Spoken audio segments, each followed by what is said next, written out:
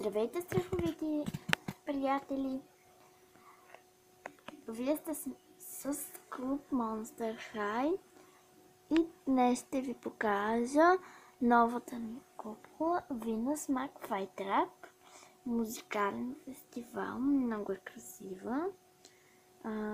Ето виждате, има зелени работи в ръцете, растения. Тя е само с една обица, не защото съм изгубила другата, но е с една. Така.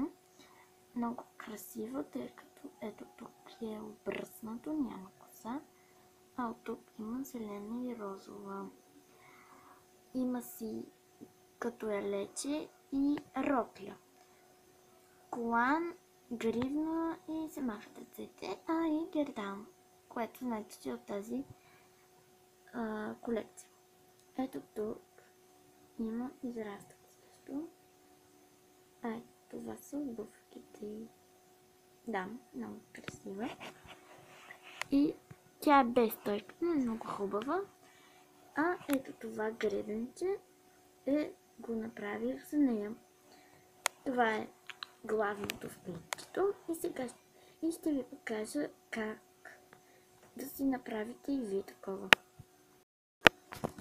Така,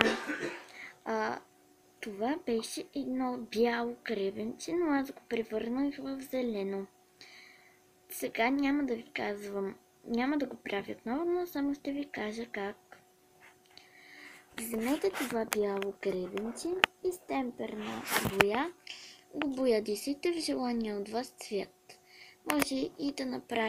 Може да направите, извинявайте, тук някакви украшения и надписчета, но аз не пожелах.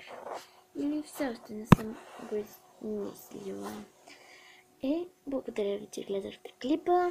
Забавлявайте се и не забравяйте да харесате и да се абонирате. Чао, чао!